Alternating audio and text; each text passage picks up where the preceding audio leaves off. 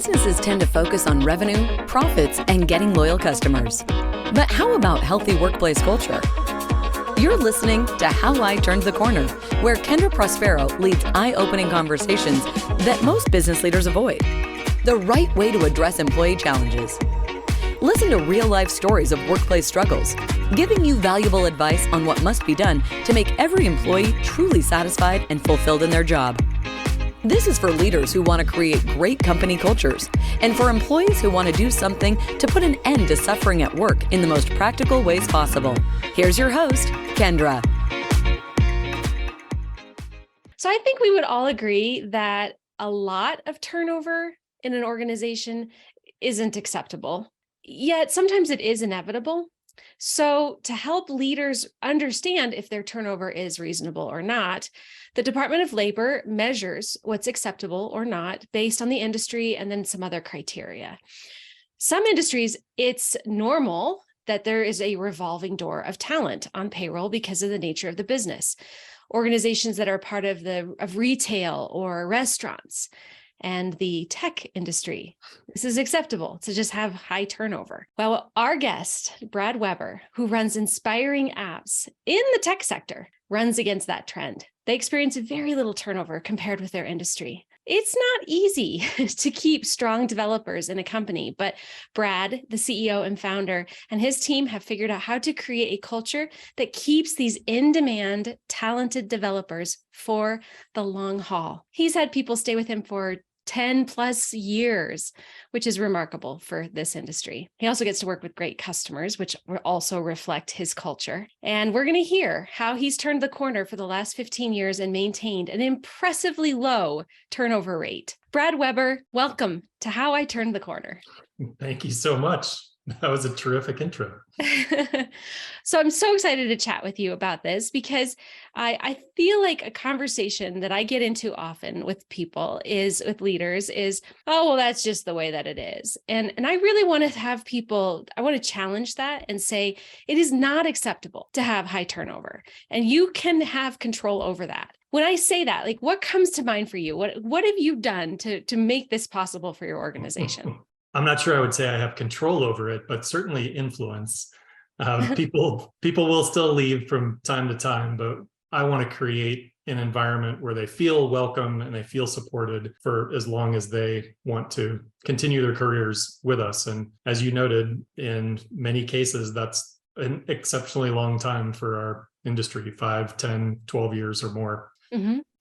To the specifics, I guess there are many reasons, but the culture, I think, started with me as the founder. I wanted to create a company that I would want to work in. And I myself have been a developer for a dozen years independently before founding InspiringApps. So I knew what I liked when I was working with clients and what I saw in their companies that I liked or didn't like, and tried to carry that forward as I was growing a team with InspiringApps. So foundational for us is definitely respect and support for one another on our team. And that goes a surprisingly long way. And It's also not as common as I would have thought that it is. But that's really important to us. Everybody on the team is absolutely respected for their contribution, and we want to help them grow in the ways that make sense for them, whether that's technically or to pick up non-technical skills that are important to them.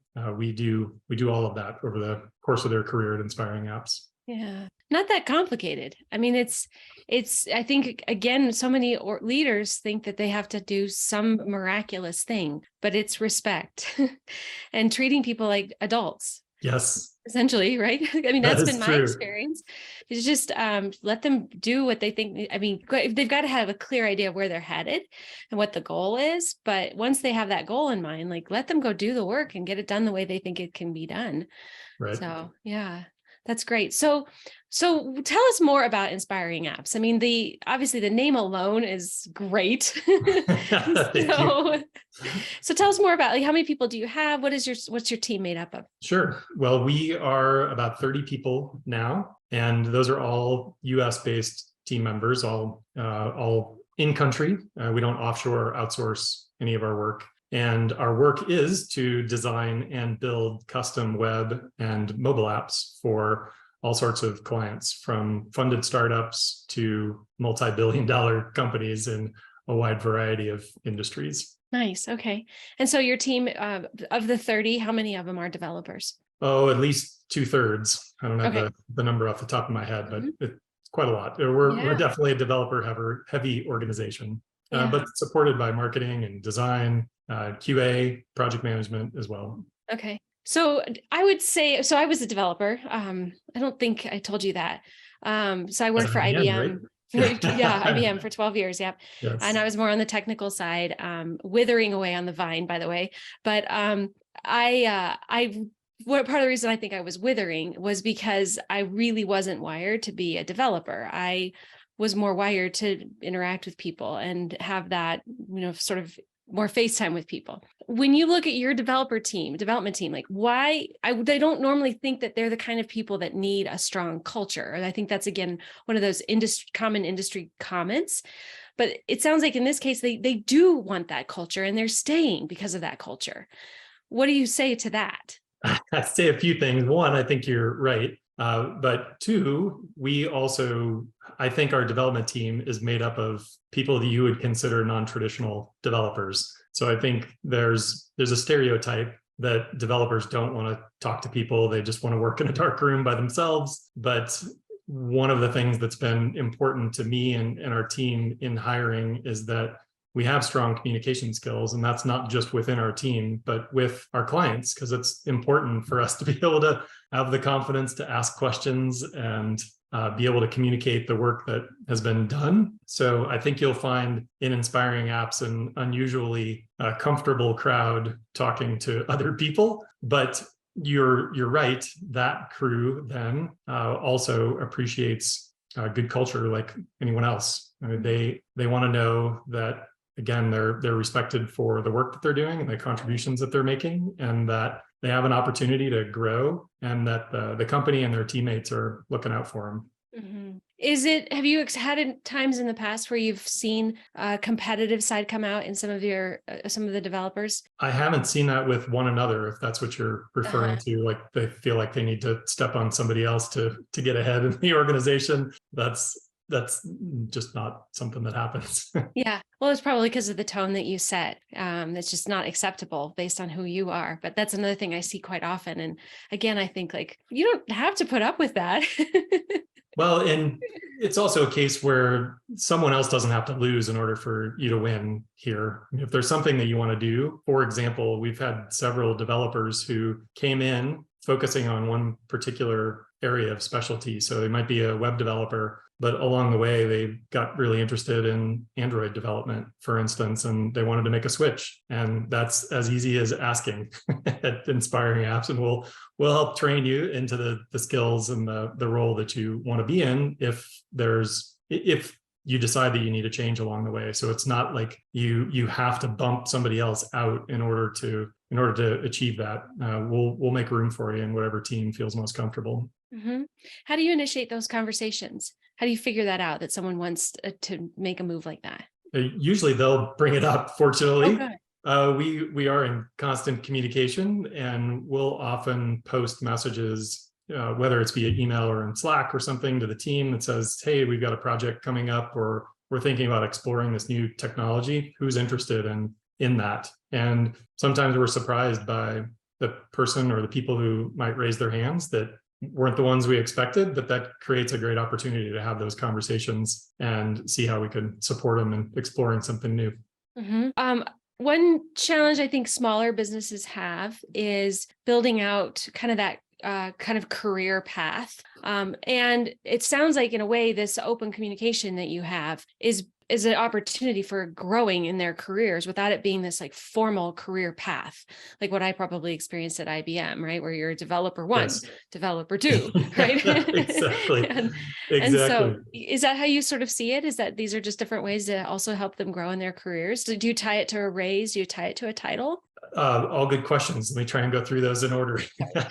So I had a similar experience at Anderson Consulting back in the day. I was hired as an analyst, and aspired to be a consultant, and then the next step would be a manager, and then an assistant partner and a partner one day if I stuck around that long. I did not stick around that long, but that progression always felt strange to me. And we don't have that at Inspiring Apps, and in part because of our size, we can't accommodate that, nor did it feel right to me. And so absent the ability to progress through a series of those roles or titles over time, we need to create other opportunities. Our organization is still relatively flat. And so those being able to pick up additional skills without necessarily changing your title or role is one way for people to continue to feel fulfilled and challenged in their job. There are still some opportunities to advance in the traditional sense, but again, given the size, there may be fewer. So we want to help people find those opportunities where we can that might be non-traditional. And do you end up kind of then tying it to compensation? Do you tie it to anything else when they learn a new skill? Certainly, yes. If they're contributing in new and different and better ways, then there are compensation adjustments to go along with those. That's neat. I have oftentimes, I was my specialty technically was as a DBA finally. And so I still think in a relational database in rows and columns. And I always think about career pathing in a smaller business as like the intersection of a cell, like learn that skill and then you sort of shade it in. And the more shading you get, the more skills you have, but there's not an order to it so much. And it sounds like that's exactly what you've done at Inspiring Apps. Yeah, let's see, if you get into this industry and you get into the role of a developer and you expect to be doing the same thing forever, it's probably not the right place for you. We are a place of not just Inspiring Apps, but our industry is a place of constant change in terms of new innovations with new technologies, new frameworks to learn, new entire languages to pick up. And I find that to be some of the fun in what we do is to explore new things and try new techniques. And so it's a great opportunity for people. And as you said, you might start in one place, but if you know that you're going to be hopping over here eventually and then hopping over there, I think creates an exciting set of opportunities for you in the future. That's great. So talk to us a little bit about your values and how the values play into your culture. They're very important, and were not articulated for quite a long time. There were things that were important to me, but it wasn't until really I had formalized a leadership team, which was surprisingly late in the game for me, that we went about really codifying that for Inspiring Apps. And so I've mentioned respect several times in this conversation. Integrity is important to us. Commitment to one another and our craft to continue to improve is on that list, as well as inclusivity and empathy, again, for each other. And I think empathy is really critical when we're thinking about our users and our clients as well. So those are our top 5. Okay. So can we talk about inclusivity then? What is that? How does that Sure. show up in your culture? So including or really seeking out opinions and input feedback from team members, no matter what role you are in the organization or how long you've been with the company, that's how it plays out for us. And on a day-to-day basis is to ensure that we're hearing all the voices as much as possible within the organization. So how does that show up? I mean, what do you do to draw people out? Let's see. So there are several examples I could cite. One, we're happy to have been named a great place to work for the second year in a row. And as part of that process, we seek input from our team in a lot of different ways, but that's a formal way that we do that annually is to conduct a survey and ask the questions that are part of that great place to work process. And from that, we hear things anonymously from the team that are important and they change from year to year, which is fun for us to have few things to focus on. But out of those, we see themes that are important for us to follow up on. And then we'll invite people to participate in focus groups within the company or discussion groups within the company around those topics and come up with specific initiatives that meet the needs of the organization. So last year, for instance, there was a lot to be said about our commitment to our community and what we're giving back as an organization. And so we had follow-up conversations about that and formalized a new program called IA Commits, specifically around that, based on team feedback entirely. That's great. So how do your customers experience your culture? I hope they see the same things. I think they do. That's the feedback that I get. And what I hear from them and from people that they refer to us, they say the same types of things that I am mentioning to you. They're important to our team, that they're, as clients, they're treated with respect. They consider Inspiring Apps to be fair and for our team to have a great deal of integrity, to be communicating effectively with them, to have empathy, come up to speed quickly, understanding their users, their business objectives, things like that. That's great. Yeah, I think that's overlooked in that organizations don't always think their culture extends into their customers, but a negative culture extends just as far into a customer environment as a positive culture does. And so, I think in general, customers would prefer a positive experience. Well, and we also would prefer a positive experience with those customers. So we look for the same kind of traits and values in the clients that we work with. And fortunately, after 15 years, we're in a position to be able to say no to customers that don't feel like a good fit. And that's excellent. so it's really for the best. And this also contributes to team longevity. If they're working with clients that respect them the same way that their team members do, then that's a much more positive environment for them to work in. Yeah, I've only had to walk away from a deal a few times because the customer was just, one of our values at Turning the Corner is no jerks. And how that shows up for us is no jerks on the team and no jerks as customers. And so there have been occasional times when we've been in mostly a sales situation, so very early, and noticed that they were jerks and there was no self-awareness. They weren't going to get better. And so we had to walk away. And those are telling moments around how deep your values really sit inside of you when you have to actually walk away from cash, right? That's true. But it's important. Like there's at least an equal amount of cost that you endure on the other side if you choose to take that and it's not well aligned with your team. Yeah, no, normally it ends up costing a lot. And anything that's toxic doesn't usually, you don't thrive with it for very long. Yeah. So what are some of your things you're going to be doing over the next couple of years for your teams? Do you have some like a 2023 plan for things you want to do more with your culture? We do. Our leadership team is working through that now, setting priorities for next year. And we'll do that at a high level. We have some specific ideas, but the next step, as I mentioned before, is then to seek input from the team on how we achieve these goals, whether it be profitability.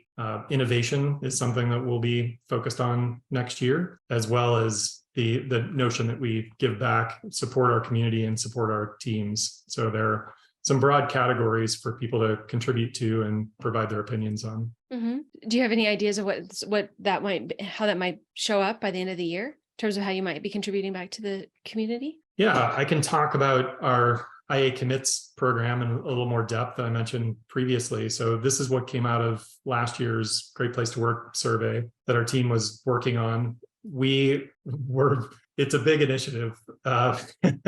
So we have our work cut out for us for sure, but we see an opportunity to help several different groups at the same time. We want to give back to the community. And for us, that means using our time and talents to design and develop the same way that we do for our traditional customers, our startups and our enterprise clients, for nonprofits and other organizations that might not otherwise be able to take advantage of services from companies like ours. And we don't want to sacrifice the quality of what we're delivering at all. In order to make that work financially, we want to also provide career opportunities for less experienced developers who are having a difficult time breaking into the industry. There are loads and loads of people who were promised a new career and new opportunities after attending a 6-week boot camp or a 12-week boot camp to pick up their skills. And they come out being told that they're developers. And in fact, they can write code. So I'm not going to squabble about the particular title, but there's a big difference between what you can learn in that short amount of time and what you can make a career out of. And we feel like there needs to be a bridge between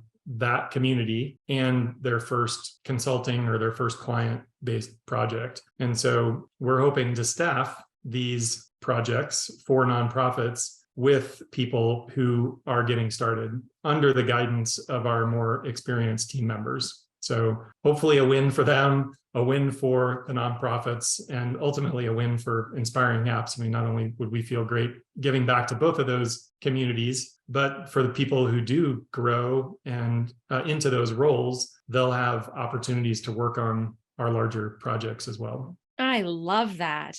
That is a great idea. I mean, I've supported a lot of the boot camps over the years.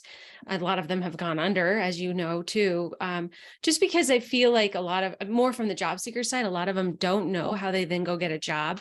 And then as I would review code and look at what they were doing, I was like, oh, they don't know they're not coders yet at all. Like, this isn't really working. And then of course you get the feedback from the market too, that it's not working. And so, but yet they have this passion for it. They're more passionate about coding than coders with a CS degree in many ways. Yeah, it's exciting. And I still remember when it was new to me, and there are still things that are new to me. But I remember when it was really new and I couldn't get enough of it. And we see a lot of that energy from people in that community, but they don't have a place to apply that. Wow, that is definitely a win-win. I love that. Thanks. Really good. Well, on that note, I think that this is a perfect spot to kind of close out and just, I guess, continue to inspire us with the way that you're doing things. So thank you so much for sharing what you're doing at Inspiring Apps. Thanks, and Kendra. Yeah, and we'll check in with you in a few months and see how you are. Terrific. All right. Excellent. Thank you so much, Brad. You bet. All right. Well, good. That was fun. So that was fun. Yeah. I hope you got what you wanted out of that. Oh yeah. I was going to tell you, have you read this or seen this book? I have not. Oh gosh, I'll send you a copy of it. This guy, John Wood, he's just an ex-Microsoft guy, and he started a nonprofit, and has found a way to really get like businesses to support this nonprofit. And he's just kind of documented like all the things that have happened to these companies that have supported having a broader purpose. And it's just phenomenal. Anyway, he's going to get on the podcast here in the next couple of weeks. Oh, great. I'm super excited about, but it's a really good book. So, and it gives you just a lot of different ideas and ways to bring more purpose into what you're doing. So it's really neat. Fabulous. Mm-hmm. Well, I'll share for your benefit and for the benefit of the program, what we are focused on now is trying to find nonprofits that would be a good fit for this. So if you're aware of groups in our local area, or if there are people like that author that would be worthy of an introduction to try to spread the word about what we're doing, I would love that. And we intended to target the nonprofits first, so we had a body of work that needed to be done before we brought people in. There was a little mix-up in how that got released on our website, and we ended up posting jobs for apprentice level positions for this, and we're overwhelmed by the response and don't yet have projects for them. So we're working on other ways to support them, whether it be via webinars that we can put on to help them, teach them about what it's like to be on a client project or something like that in the meantime. But we probably got, at this point, we might be close to 1,000 applicants for these roles. So there's definitely a high demand, and we'd love to provide opportunities. So if you have any ideas in that area. Yeah. Let me look up one company real quick. Have you heard of, I think it's called ActiveX. That sounds familiar to me. Yeah. So let me just get it right here, because I haven't talked about it in a while, but it is, it's founded by the gal who was the CFO for the Invesco, the big investment firm. Yep. So she's just amazing. It's Activate Work is what it's called. And she created this similar model to what you're saying, but she's pulling in people who are coming from trade schools and wanting to learn technology. And she's putting them on, teaching them technology through a boot camp, and then putting them on projects and then guiding them. And so she would just be a great person that I can introduce you to too. That'd She's be a fantastic. similar model, but not in the development space, more in IT. Okay. So it'd be a great alignment between the two. Great. And she's just a rock star. She also founded the Colorado Inclusive Economy, which came out after George Floyd was murdered. She started that, and she's just amazing. So I can definitely make that intro. And then I will definitely keep my ears to the ground on what could be some good nonprofits to support. Yeah. We designed and built an app for the Boulder Watershed Collective. It's a hiking trails app for the Boulder area. And that was kind of our proof of concept for this. They were getting bids, as you can imagine, that were 6 figures. And they definitely could not afford that with some creative architecture for the project and thinking about it in terms of IA commits. We were able to deliver an app to them for 25 grand that was, easy for them to get grant money for. And it was really the difference between having an app and not having an app. It's not like they were going to be able to spend 100. The project just wouldn't happen. So we're hoping that this really opens up opportunities for companies that are great at what they do to be able to offer something more to their communities as well. Mm-hmm. I think that's such a great idea. Yeah, I like that a lot. Oh, it would be good to kind of be in community with you on that. It'll be fun to think about it. I'd love to. Yeah, that's great. And then there was one more thing I was going to tell you too. Helen was the gal. I want to introduce you to her and then get you this book. I don't remember now. It'll come to me and I'll send you an email. But you don't have to send the book. I will. If you just tell me the title again, I'd be happy to pick it up. It's called Purpose Incorporated. Got it. Yeah. Okay. That is a nice offer. Thank you. But I will grab it. I will be sending you something anyway, so it'll be fun because it's I'll be sending you a water bottle that is from the Simple Modern podcast, the guy who did Simple Modern a couple of weeks ago. Nice. So we ordered his water bottles, and then it's getting packaged in the Eco Enclosed packaging, which was another podcast we just released this week. So I'm trying to build community around this. I wish I had something physical to offer your future guests. Yeah. Well, I want to have you. I'll definitely introduce you to the local folks since we're both local here, because I think there is an opportunity to just build a little more community together. Sure. Yeah. So have you heard of Colorado Thought Leaders Forum? I have not. Okay. It's another thing I can introduce you into. It's a great group of we call them heart-led leaders. Okay. And I never thought it would be possible, but it's like love and business can go together. And so it's the group of just amazing CEOs and leaders. And so you would definitely thrive in this community. And we do a lot of different events. And then I'm on the board. So, and through the board, we do specific things just for CEOs, which is also nice just to be among peers. And so probably one of your competitors that is there, but there's plenty of work to go around. And I know she feels the same way. That's exactly how I feel. What organization? Appit. Okay. Amanda Mariucci. Do you know them? Yes. Yeah. So she's on the board as well. But anyway, it's great group of people. So nice. Yeah. Well, good. It's so nice to see you. Is your wife still working with you as well? You remember. I do. She has moved on to another new career of her own. She just weeks ago finished her master's program in counseling. And so she just passed her 2 exams that she needed. So she is a therapist now. That's great. Yeah, she loves it. It's a great fit for her. I can see that. Yeah, I totally remember when she came. What was that group? What was that weekly or that once a year thing that they did around town? I feel like it was Boulder Startup Week where she met, or was it? There was another one. Now that you mention it, where people went from company to company. Yeah, for, I can't for remember. Presentations, right? Mm-hmm. Yeah, and we had this little tiny office. It was about as big as this. I forgot what. Sorry, event organizer. I forgot what that one was called. Yeah, I agree. I do too, but I'll have to look it up now because it's going to drive me crazy. Yeah, well, tell her I said hello. I will. She remembers meeting you and your colleague as well. Yeah. That's great. Well, yeah, my husband did a career transition too. He worked at IBM as well. And he left and went to get his immigration law degree. So he's now an immigration lawyer, which is been intense. Yeah. Yeah.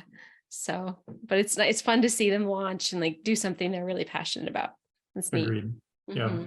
And it was fun for me to watch some of your other interviews and read up on you on your site. It seems like you're thriving, which is fantastic. I'm so glad to see it. Oh, thank you. Yeah, I can't imagine ever doing anything else now that I'm doing this. Like, I just love it. It's just my like life calling. So are you still recruiting as well, or is it primarily consulting and speaking and podcasts and things like that? No, actually, we are a full enterprise size HR team for growing small businesses. So if you think about like Anderson Consulting, HR was recruiting and training and leadership development and also compensation and DEI and hiring and just employee development. We have all of that on my team now. Gotcha. So we're able to kind of help growing small businesses with just making sure they have the right infrastructure for their people. And so including then the recruiting and training. So yeah, it's been a bit of a shift. I mean, every year, well, especially in the early days, I was like, I would add a new employee on and it was like, whoa, we have new skill. Okay, we'll add that to the marketing. So it wasn't really strategic, but now it's turned into be, perfect, because small businesses need all this support, but they can't afford it. You can't afford an enterprise HR team, but you can afford to think about maybe a fractional person, and you get the full team though with the fractional. So which is great. Nice. Yeah. So it's been a blast. I've loved it. I love my team. Yeah. So anyway, well, it's really nice to see you, and we will check in with you in a couple months and just see how you are. And kind of like the How I Built This. If you ever listened to that podcast where they check back in with former people they've interviewed just to see how they're doing, we kind of want to pull that in over the next 6 to 9 months. So, and I'm sure we'll see each other around town. Maybe it's. Yeah, I was going to say, if you ever want to just get together for lunch or coffee or something. Yeah, I'd love that. Okay, excellent. All right. Well, thank you for your time. I really appreciate it. Okay. Thank you, Kendra. See you soon. Bye-bye. Bye.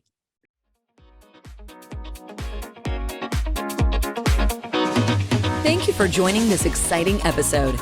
We hope this discussion brings you closer to a better, healthier, and more rewarding workplace everyone deserves to be a part of. If you want more content like this, be sure to subscribe to the podcast at turningthecornerllc.com/podcast. Don't forget to share this with your friends in the corporate world. And together, let's make this space a hub of growth and job satisfaction. If everyone loves where they are, they can always give their best without regrets. That's all for now. See you on the next one.